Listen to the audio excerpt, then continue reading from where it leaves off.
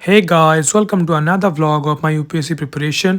आई hope आपकी पढ़ाई सही चल रहा होगा और 2025 के प्री के लिए भी आपकी तैयारी सही चल रहा होगा। मैं डेली वीडियो इसलिए बनाता हूँ ताकि मैं खुद के कंसिस्टेंसी को मेंटेन कर सकूँ और इसको देख के आप भी अपनी कंसिस्टेंसी को मेंटेन कर सकें। अगर आप एक दिन में 15 घंटे पढ़ के उसके अगले दिन 2-3 घंटे पढ़ोगे तो उसका कोई फ़ायदा नहीं है। अगर आपको 15 घंटे पढ़ना है तो कंसिस्टेंसी मेंटेन करके हर दिन 15 घंटे ही पढ़ना है। आपको तो पता ही होगा कि मैं दिन का शुरुआत हमेशा न्यूज़पेपर से ही करता हूँ, तो आज के दिन का शुरुआत भी मैंने की है द इंडियन एक्सप्रेस से। तो चलिए डिस्कस करते हैं आज के इंडियन एक्सप्रेस में अच्छे वाले आर्टिकल्स क्या हैं। आज के एक्सप्लेन वाले पेज में एक आर्टिकल है जो कि इकोनॉमी के लिए है, जो कि सम पॉजिटिव्स एंड सम कंसर्न्स। आपको पता होगा कि जो हमारा जीडीपी का जो प्रेडिक्शन था वो इस ईयर के एंड में 7.2 होना था, लेकिन अभी एक महीने पहले वो घट के 5.4 हो गया था।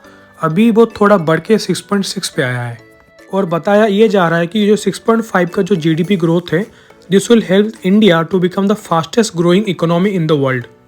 तो इसको लेके एक कंसर्न भी है, जैसे कि चाइना, जापान और साउथ कोरिया का जीडीपी 8% है, तो इंडिया अपने 6.5 जीडीपी को लेके वर्ल्ड का सबसे फास्टेस्ट इकोनॉमी कैसे बनेगा। और इसके साथ साथ इंडिया को 8 मिलियन जॉब भी क्रिएट करने हर साल, और वो भी 2030 तक। ये तो बहुत ही मुश्किल है, जैसे कि इम्पॉसिबल है, लेकिन फिर भी our government is trying their best and ये 2030 तक इसका जीडीपी सबसे हाईएस्ट इकोनॉमी वाला कंट्री बनता है कि नहीं, और 2047 तक हम विकसित भारत बनते हैं कि नहीं, ये भी देखने वाली बात है। दूसरा आर्टिकल है why the growth of India's overall green cover is not all good news. अभी इंडिया का 8,27,000 square kilometre area forest cover के अंदर है, लेकिन it's not a good news at all. Tree patches smaller than 1 hectare do not count as forest. They have been measured separately by FSI as tree cover since 2001. Tree जिनका canopy cover 10% से ज़्यादा है, they are counted as forest in India, और जिनका canopy density 40% और उनसे ज़्यादा है उनको बोलते हैं डेंस फॉरेस्ट, और जिनका कैनोपी डेंसिटी 10 से 40% है उनको बोलते हैं ओपन फॉरेस्ट। इसे फॉरेस्ट को वैरायटी ऑफ पार्ट में डिवाइड हुआ है, जैसे कि very dense forest, medium dense forest, open forest etcetera.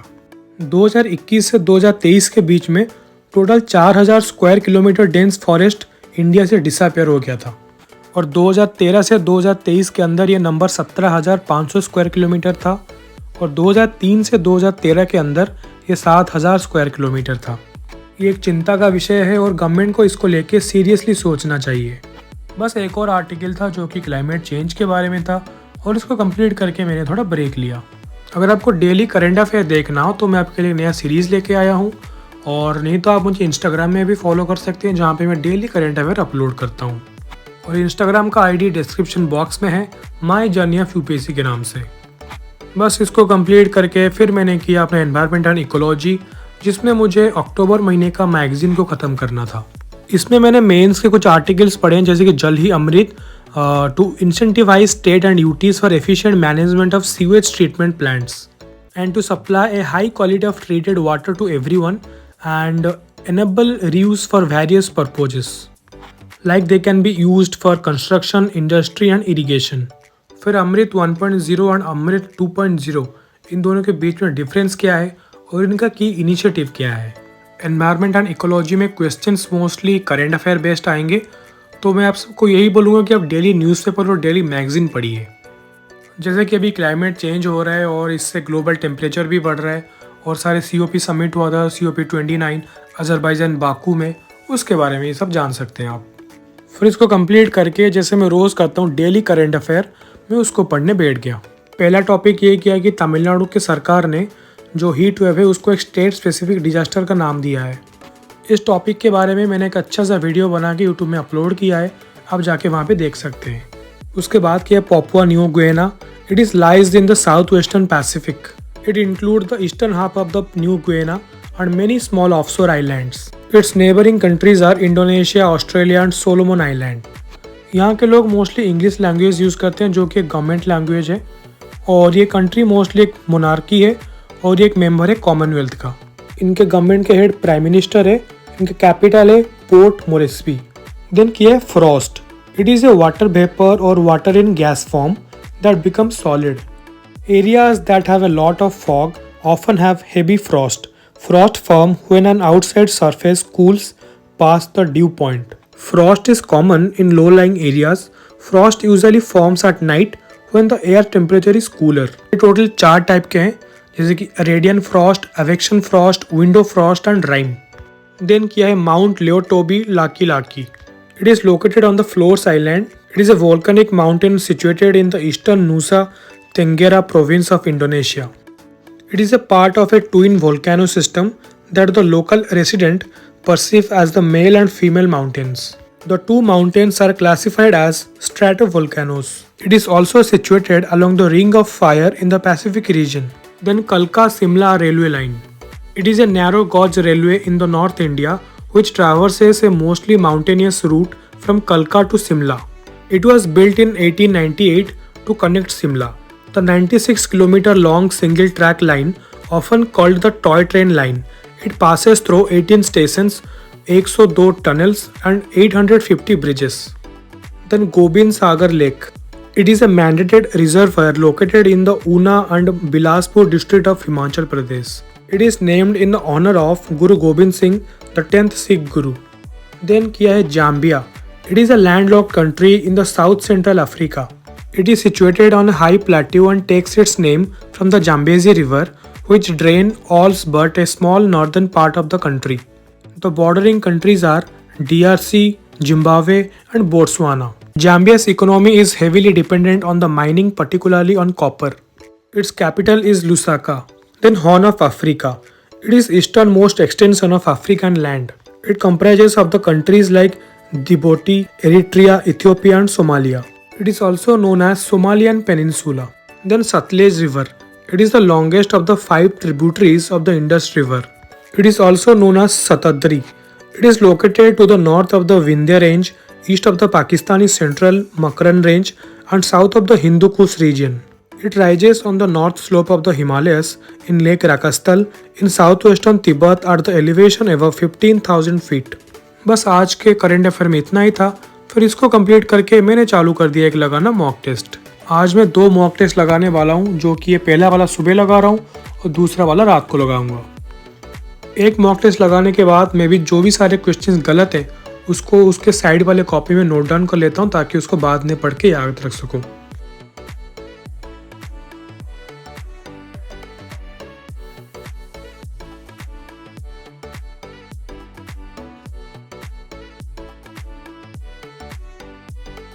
मैं भी आप सबको यही बोलूँगा कि आप भी डेली मॉक लगाइए, क्योंकि आप डेली जितना मॉक लगाएंगे ये आपको उतना फंडा ज़्यादा क्लियर करेगा और प्री के टाइम में बहुत बेनिफिशियल होने वाला है. मैं पर्सनली विजन एस का मॉक लगाता हूँ क्योंकि मुझे अच्छा लगता है, लेकिन ये आपके ऊपर डिपेंडेंट है कि आप कौन से एकेडमी का मॉक टेस्ट लगा रहे हैं.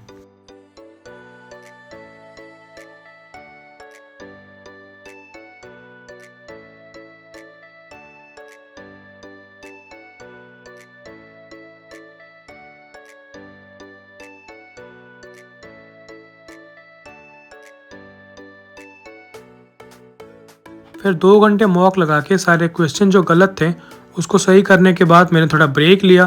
फिर उसके बाद मैं चला गया पार्क में, जैसे कि मैं रोज़ जाता हूँ इवनिंग वॉक करने. फिर पार्क से घर वापस आने के बाद मैंने किया फिर से अपना इकोनॉमी का करंट अफेयर, जो कि मैं अभी नवंबर के महीने का कर रहा हूँ. India adjust release time for the CPI and IIP data to align with the market hours. जैसे कि कंज्यूमर प्राइस इंडेक्स और इंडेक्स ऑफ इंडस्ट्रियल प्रोडक्शन का जो रिलीज टाइम होता है वो पहले 11 से 11:30 का अंदर था, लेकिन अभी उसको बढ़ा के 5:30 कर दिए, जो कि शाम के टाइम में होने वाला है. और जो शेयर मार्केट या बॉन्ड मार्केट है वो मोस्टली बंद होते हैं 3 या 3:30 बजे. अगर ये डाटा 5 या 5:30 बजे पब्लिश होता है तो कोई भी इन्फ्लुएंसर किसी को इन्फ्लुएंस करके गलत वे में ट्रेडिंग ना कर सके. फिर किया है Kashmir papier mache. It is a traditional handicraft of the Kashmir valley. It is introduced in 14th century by the Muslim saint Mir Said Ali Hamdani from the Persia. Then Kerala's Thrissur Puram. Thrissur Puram is a grand festival showcasing Kerala's culture and spiritual essence. It is celebrated annually in the Mangalayam month of the Medam at the Thekkinkadu Maidanam in Thrissur. It is initiated by Raja Ramavarma, who is the Maharaja of Cochin. Then Youth Collab. It was co-created in 2017 by UNDP and City Foundation. Its aim is to empower and invest in growth to accelerate the implementations of the Sustainable Development Goals through leadership, social innovation, and entrepreneurship. In India, Youth CoLab was launched in 2019 in collaboration with the Atal Innovation Mission of Niti Aayog. Then biobitumen. It is a petroleum-free alternative to bitumen or asphalt. It is designed to lower the carbon footprint of road construction. It is generated from renewable material. They absorb CO2 during their development. It is less toxic and detrimental to environment. Then UN International Justice Council. It is established by UN General Assembly as a part of the new internal justice system. It ensures independence, professionalism, and accountability in the administration of justice system. The International Court of Justice members are appointed by the Secretary General. It composed of 5 members. Then cephalopods. It is the most morphologically and behaviorally complex class in phylum Mollusca. They are carnivorous and skill hunters. They have well-developed nervous system. They contain pigment-rich cells. Then Sagar Island. It is known as Ganga Sagar or Sagar Deep.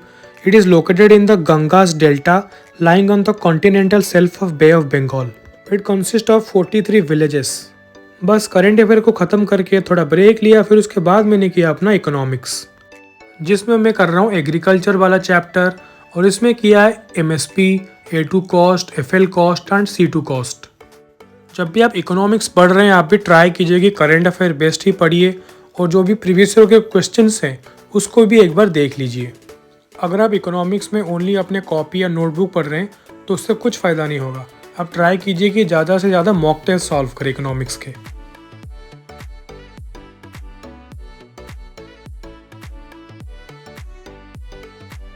फिर इसको complete करने के बाद, जैसे मैंने सुबह कहा था कि आज मैं 2 मॉक टेस्ट लगाऊंगा, वैसे ही रात को एक और मॉक टेस्ट लगाने बैठ गया।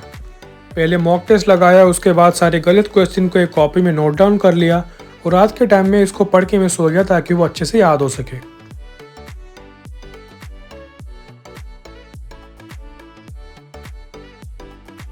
अगर आप यूपीएससी के लिए अभी नए प्रिपरेशन स्टार्ट किए हैं और आपको पता नहीं है कि कौन सा बुक पढ़ना है, कैसे पढ़ना है, टाइम मैनेजमेंट कैसे करना है, तो इसके लिए मैंने एक वीडियो अपलोड किया है यूट्यूब में, आप जाके उसको देख सकते हैं।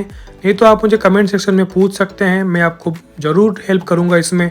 और अगर आपको कुछ भी डाउट हो तो आप मुझे इंस्टाग्राम में भी टेक्स्ट कर सकते हैं।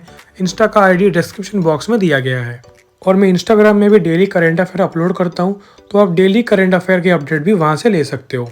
और करंट अफेयर के लिए मैं एक नया सीरीज़ लेके आया हूँ जिसमें मैं डेली 5-6 टॉपिक डिस्कस करूँगा, जो कि आपको हेल्प करेगा प्री और मेंस में। अगर आपको 9-10 क्लास के मैथ, केमिस्ट्री या फिर फिजिक्स के नोट्स चाहिए तो उसके लिए भी मैंने एक नया चैनल खोला है जस्ट फोकस के नाम से।